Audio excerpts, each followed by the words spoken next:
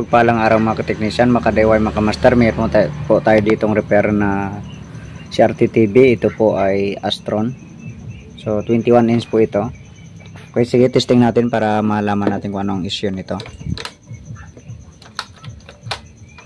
Saksak natin. Power on.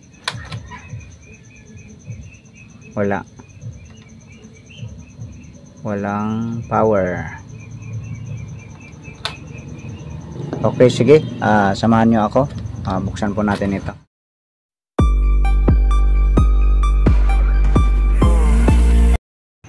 Ito, at nabuksan na nga natin. So check natin kung may mga nasunog na mga pyesa.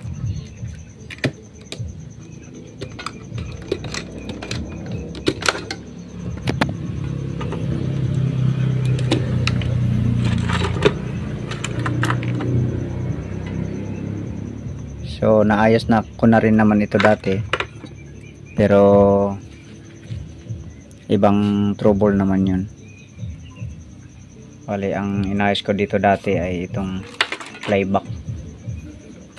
So laging nasisira yung flyback kapag pinapalitan ng 1010A. Kaya ang ginawa natin ay kinonvert natin sa flyback na Panasonic. So okay naman siya. Medyo konting expand lang sa sa screen, pero hindi naman siya ginagamit pang video. Okay, satellite nila ginagamit, signal. So okay naman siya sa picture. So ayan, convert na natin yan. Tapos may mga jumper dito na dati nilagyan natin kasi kalawangin na dito, pero ngayon ay totally dead talaga siya, walang power. So ito nga, nakita natin na may putok.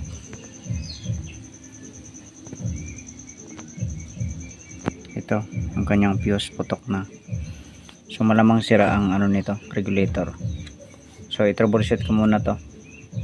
Ipanghang ko lahat ng lahat ng paa, na tagi-isang paa ng bawat pyesa ay ihang ko para i-check natin. Okay, sige. Ito na yung matanggal kong pyesa. So tinigilan ko ng tanggalin yung iba, or ihang yung ibang pyesa, yung mga resistor at saka mga diode, dahil nung nakita ko ito,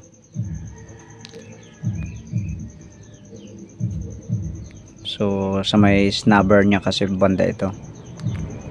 So dito ko kinuha yan. Tinaob natin yung TV para di masyadong mahirap, maikli kasi yung wire. So dito ko yun kinuha.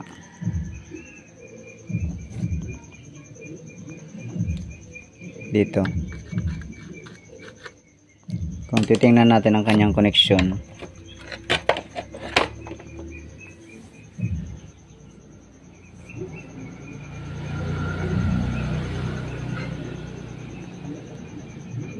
ito siya. Tapos dito. So bali ito,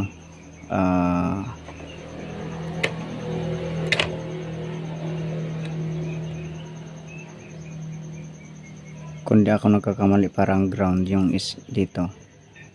Check nga natin.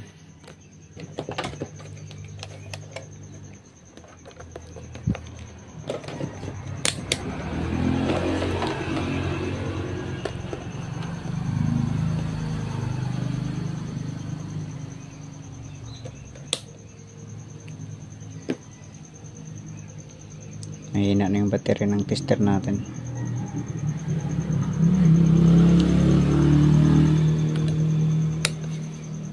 Times 1K. Mahina na kasi ang battery.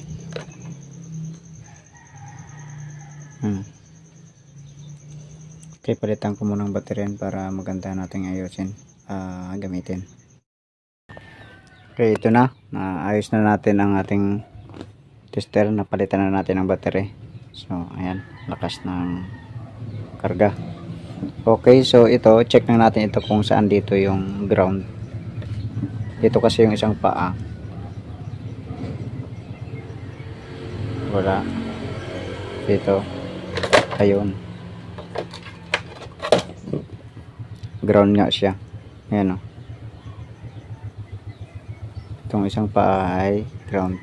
Sa kabila, parang supply ito. Ayun, B+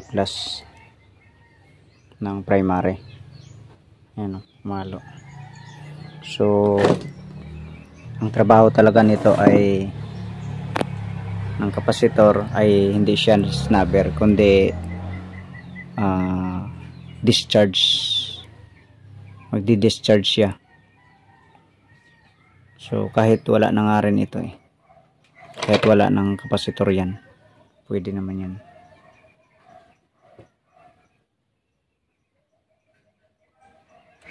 Okay, so chinek ko yung regulator niya. Okay naman. Wala mang sira ang regulator. Ayan o. Rin natin. Ito yung forward eh. Ayan. Ayan. Ito yung base. Collector sa gitna. Sa dulo ay emitter. Ayan. So kahit i-times 10K natin yan, ito reverse natin. Ayan. Walang palo. Ayan. Tapos itong mga na to, dalawang transistor, chinek ko rin ito, okay naman. So malamang ito talagang naging dahilan kaya pumutok ang kanyang fuse. So may grounded. So nakaparallel kasi siya sa sa supply kag sa negative. Okay, sige, ibalik natin ito. Wag muna natin itong palitan. Okay, ito na balik na natin yung mga piyesa.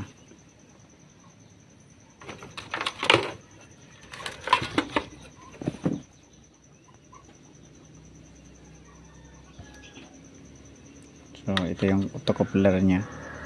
Ito naman yung PNP, saka ito naman yung NPN na transistor. Ito yung pinaka regulator niya. So ito pinalitan natin ng fuse. Yan. Testing natin.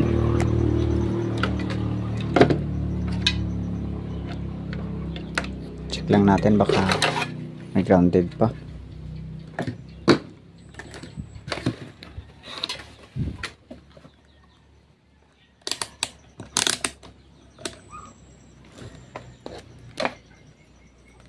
Tinamaan yung diode nito.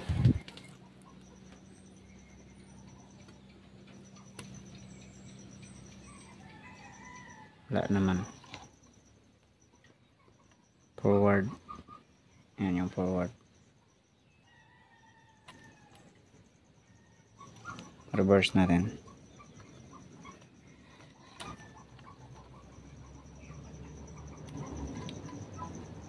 Wala. Okay, sige. Saksak.